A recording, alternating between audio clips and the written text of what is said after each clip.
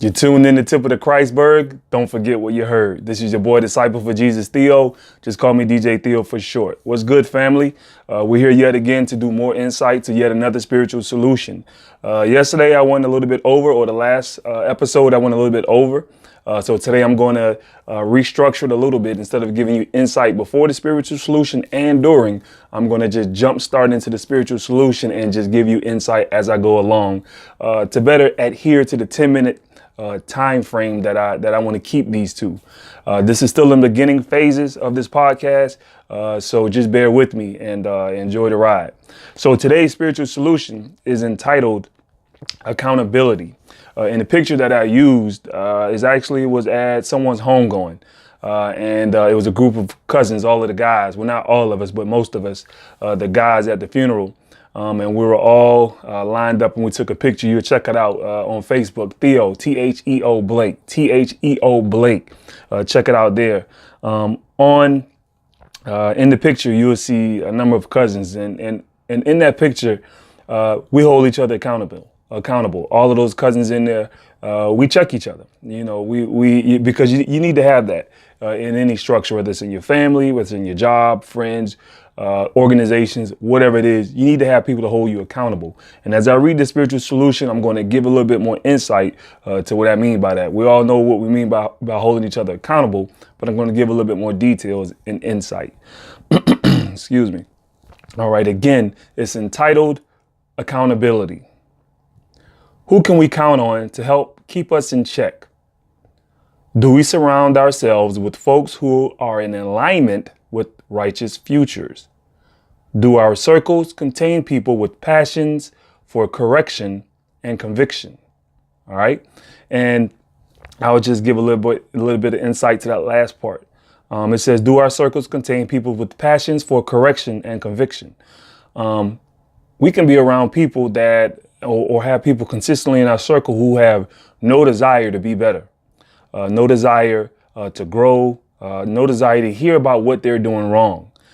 So we have to ask ourselves, should we even be around these people on a regular basis? I know some people you just can't help it because you work with them. They're a part of some organization that you're a part of and you have to work closely with them. But if we're just including these people in our circles or in our surroundings and we have a choice, we might want to check that, especially if they're starting to veer us or lead us in the wrong path. If they can't hold us accountable, if they're not holding themselves accountable, then how do we expect them to hold us accountable? If we're consistently getting into conversations that we know we shouldn't be talking about, off-color conversations, whether it be about race, whether it's about provocative conversations pertaining to women or men or whatever, what have you. We have to ask ourselves, should we even be conversing with this person on a regular basis like this or include them in our circle when we really don't have to? All right. Excuse me again. These are all valid questions every Christian should ask themselves, because in this world of sin, temptation is around every corner.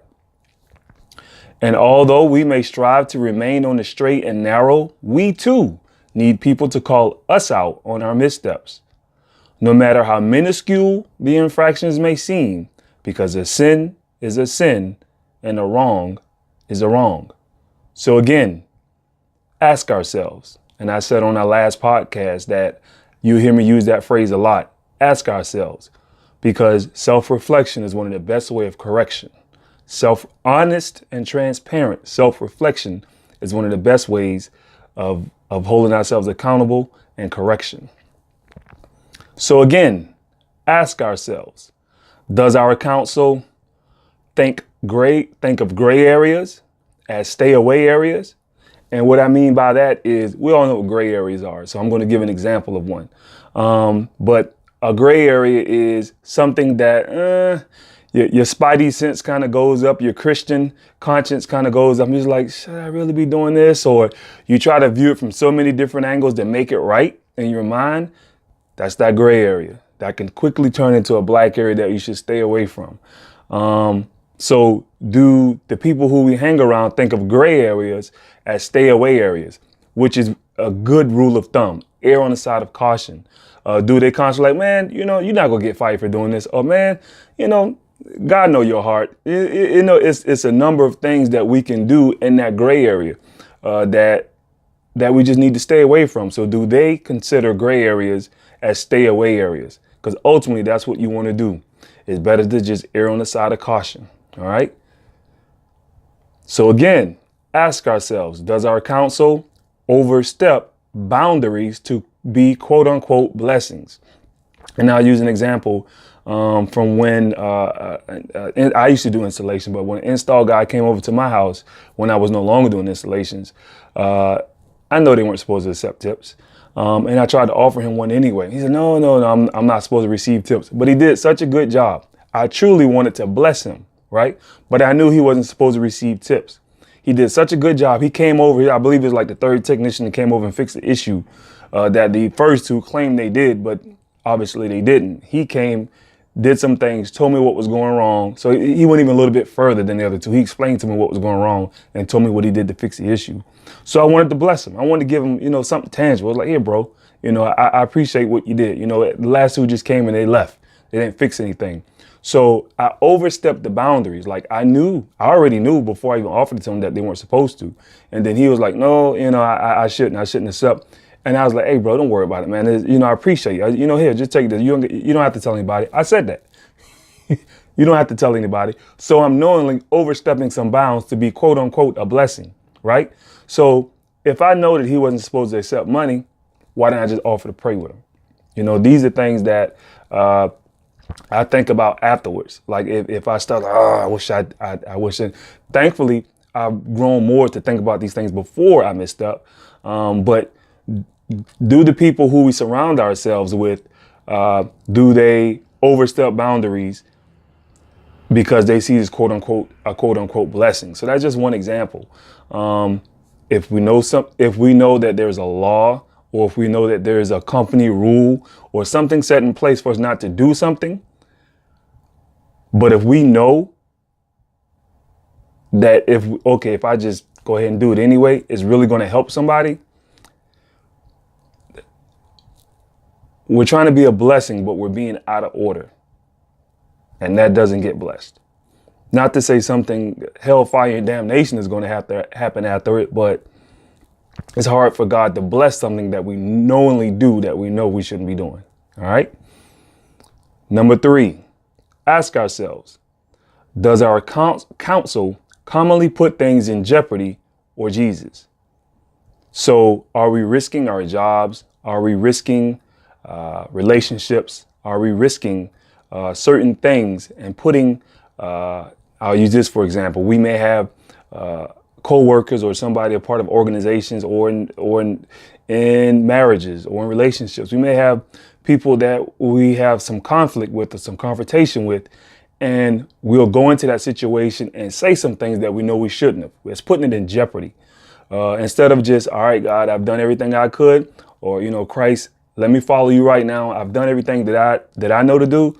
Let me now just step back and let you handle it. So that's taking it away from jeopardy and putting it in Jesus. All right. Are we surrounding ourselves with people who are like-minded, who see it that way as well? Because ultimately that's the counsel that we want to surround ourselves with. All right. Overall, let's remember that it not only takes a village to raise a child, but also to restrain a Christian. All right. So we all heard the term, it takes a village to raise a child, but it also takes a village to restrain a Christian. That's if you have that circle of accountability partners, if you have a group of people who hold us accountable. All right. That's what that is. It takes them as well to help restrain us to remain good Christians. And that leads us to the scripture, Psalm 1:1. Blessed is the man that walketh not in the counsel of the ungodly, nor standeth in the way of sinners, nor sitteth in the seat of the scornful. So he said, blessed is the man that walketh not in the counsel of the ungodly. Stay away from walking with people who are ungodly, because you'll lead you to be ungodly as well. Don't stand in the way of sinners. Hey, they want to get into some mischief. Speak truth, speak life, speak what a Christian should do, then get out the way. Nor sitteth in the seat of the scornful. If we're sitting in the seat of the scornful, then we're the scornful. Because like the passage says that, hey, check with the person sitting in your seat. That's us. Are we sitting in the seat of the scornful? Let's not let that be us. Hold ourselves accountable. Ask people, hey, I know this is a rabbit hole we're about to go down, but what are my flaws? If you're brave enough to ask somebody that, hey, you really trying to grow. I'm I'm not even ready for that. Let me just self-reflect. All right. As always, I want to leave you with 3 points. We're at 10 minutes. Oh, look at this, y'all. We about to do this in 11 minutes, 12 minutes. We're doing better. We're shooting for 10, but we're going to end with 12. I'll take that for now. So as always, I want to leave you with 3 points. Godly counsel. Let's surround ourselves with godly counsel. The people in our circles can be ratchet at our jobs, at church, wherever it is that we're part of. But if we don't have to include ratchet people in our circles, let's try not to. Let's try not to be those ratchet people in our circles. Godly circles. So godly counsel, then godly circles, which pretty much is the same thing, just different. So I guess if you can look at godly counsel, that could be one person. Godly circles includes multiple people. So let's be mindful of including people in our circles that are godly or pushing in the same direction we're pushing for, to be Christ followers. Not just happy to be Christians, but Christ followers, which is a big difference. You're saved if you're a Christian. You're trying to go out and sow seeds and hear well done if you're a Christ follower. Godly counsel, godly circles, godly constraints. Typically, when we hear the word constraints, we think of being held back. Sometimes being held back is a good thing, especially if it's a godly constraint, if it's helping to keep us in line, if it's holding us accountable. Hopefully the spiritual solution is fed you, is easily digested, and it keeps you nourished into the next spiritual solution that you receive. This is Disciple for Jesus Theo. Just call me DJ Theo for short. And you've just heard Tip of the CHRISTberg. Jehovah elevates and sustains us. JES, US. Jesus. Peace.